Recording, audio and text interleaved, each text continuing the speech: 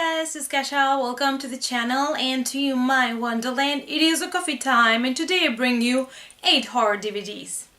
So these are still the DVDs from the flea market and I have 8 new horror DVDs to show you. The very first one is special because it is a 3D version, My Bloody Valentine 3D, and it actually comes with the extra glasses that you need to wear in order to watch the movie, which is cool. Here they are. And it also comes with a 2D version in case the glasses are not working that well, because I know these glasses sometimes don't work that well. And this is a movie from 2009 directed by Patrick Lussier, and basically this is a story about Tom, and Tom returns to his hometown on the 10th anniversary of the Valentine's Night massacre that claimed the lives of 22 people.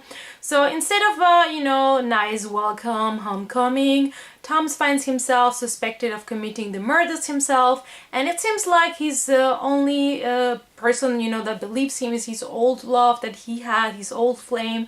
So she's the only person that believes that he's innocent, and this guy Tom is being played by Jensen Ackles, which plays in Supernatural, and I am an absolutely fan of this guy. I absolutely like him, and I remember when this movie came to the theaters in 2009, but I didn't make it there, so I have never really watched it. So I'm kind of like excited to know how it is like. Maybe I'll try the 3D version, and if it doesn't work, I'll go for the 2D. Here is the back of the movie. And too bad that February is already over, because it would have been cool to watch it during Valentine. The next one that I picked up is only because it has such a cool cover that I don't have, and that is Evil Dead 2. And it has this kind of like super classic old school cover, and I loved the design so much. It is of course a sequel to Evil Dead from 1981 from Sam Raimi, and the story behind the first movie is just 5 friends that travel to a cabin in the woods where they basically, without knowing, release some fresh possessing demons, and they have to fight with them. And this is a sequel, and this came in 1987. Also directed by Sam Raimi, and this basically takes on the only survivor from the first movie, and basically he is in a cabin with a group of strangers, and there are still demons attacking them, and this is basically the story behind part 2. Here is the back, and there's still some glue that I need to clean from this DVD, but I only paid €1 for it, and I love the edition, so why not? The next one that I have is another classic, and that is Scream by Wes Craven. I remember going to the movies to watch this, and I remember the first one was, kind of like different, and it was so nice, and it started a whole new kind of like horror genre back then, and I will always have good memories of this movie. This movie was released in 1996, and basically the main character is a year after her mother died. She is still a teenage girl, and she's being terrorized by this killer that targets her friends and herself, and this killer uses like horror movies as part of this deadly game thing, and no one knows who the killer is, and it is really cool. I don't like so much all the parts of Scream that came after the sequels, not such a big fan of those, but I really love the first one. And here's the bag, which is very basic. We just have Ghostface there, which is the killer of the Scream franchise. Then I got this movie just because I needed one extra movie for a movie package, and I had no idea what this was really about. And it is called Blood and Chocolate, so it kind of sounds bad, I know. It is also supposed to be kind of like romantic horror thing going on, so I'm not really sure. I really hope it's not like Twilight but with werewolves, because then it's not gonna be cool. But basically this is a movie from 2007 directed by Katja von Garnier, and or Garnier, or however that it's pronounced, like the shampoo, So basically there's this young teenage werewolf, which is the one that we see here in the cover, and she is kind of torn between, you know, honoring her family secret, and she's torn apart between that and the love of her life, you know, the love of a man. So it's kind of like, I guess, this inner battle between being the werewolf and, you know, protecting your family's secret, and also at the same time being in love with someone. So I don't know, maybe it's gonna be too cheesy for me, but I'm still gonna give it a go. And here is as well the back of the movie. If anyone has watched it, please let me know down below if it's any good. Then we have the remake of The Thing, and the original movie from The Thing, as you know, was directed by John Carpenter in 1982, and it's basically this alien force that appears in an excavation, and they have a hard time to decide who is evil and who is not, you know, who is kind of like a man and who is not a man anymore.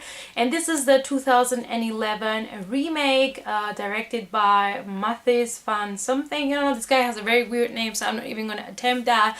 And this is basically it's similar to the original, and it is an Antarctica research site, and they discover like an alien craft, and that leads to a confrontation between graduate student Kate and a scientist, Dr. Sander, and it kind of takes from there. And I love this cover. Let's take a minute to check both different hands and also the roots here at the thing at the bottom.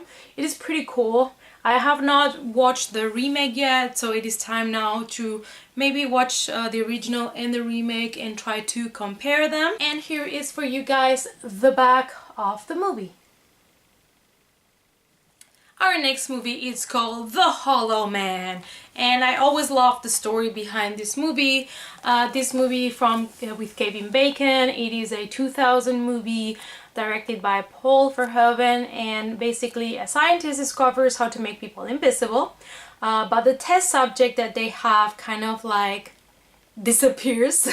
He just becomes crazy, you know, insane killer, and he starts to attack them.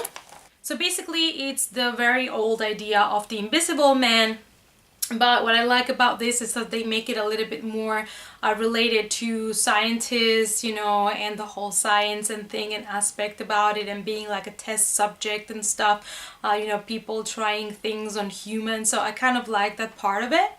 And here is the back of the movie with a couple of scenes from it.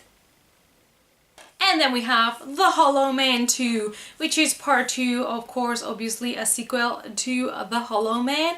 And this one is not as good, but what you gotta do. I just grabbed it because it was cheap, and this is from 2006, and it has another director. It's directed by Claudio Fe, and basically in Seattle there is a detective and a biologist that are on the run from this dangerous invisible assassin. So basically similar to part 1, you know, there is Invisible Man, which is an assassin and kills people and stuff. But I didn't enjoy this one as much as I did the first one, even though I really love Christian Slater. And here is the back of the movie as well.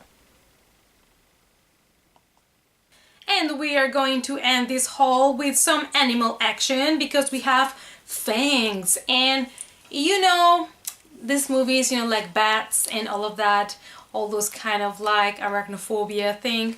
They don't tend to be that great, but how can you say no to a movie about little bamps, you know, little cute bats? And it is called Fangs. Like I said, this is a movie from 2002, and just take a look at this cover because it's just too pretty. I love it so much. And it's directed by Kelly Sandefur, and basically it's just the attack of the killers, genetically altered bats. You know, it's very common in like animal horror movies that there are like these genetically modified animals that go crazy, go insane, start killing people. So it's kind of like this very typical story, but it is about bats, which I love, so I had to take it. And here's the back, which is not very good quality images, but what you gotta do. Alright guys, I hope that you enjoyed this little haul of 8 horror movies. Let me know down below which was your favorite. If you want to support the channel, please give it a thumbs up and subscribe if you're not a subscriber yet. To follow me on all the social media, the links down below. And I hope to see you in the next coffee time. Bye!